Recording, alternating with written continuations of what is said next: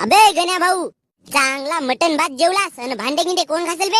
आता भांडे मीच घासू का बे? हा मग का तू नाही तर कोण घासल का फक्त खावाला? का भोसडीच्या मला खावाला खावाला म्हणतास बे?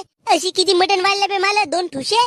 2 किलो मटन मधून तर मला फक्त 2च ठुशे वाढले बे. बाकीचे तर तुम्हीच सपाटल्या. हा तर आम्ही खाऊन नाही तर का बे? 200 रुपये दिलून ना. तू किती दिलास? 20 रुपये. मसालाच 50 रुपयाचा झाला. लाल्याला घास म्हणणं भांडे मी कसं घासू? ऐ गण्या भाऊ, भात भाजी मीनच मांडलो. पाय गण्या भाऊ, त्यानं मटण बनवलं. आता तुझी बारी आहे बरं भांडे घासावाची. आईचा भुकटचा खावाचा ना रावाचा असा करावाचा असेल तर पुढेपासून तू पार्टीत नको राहू. तर ठीक आहे, नाही राहत पुढेपासून मी पार्टीत.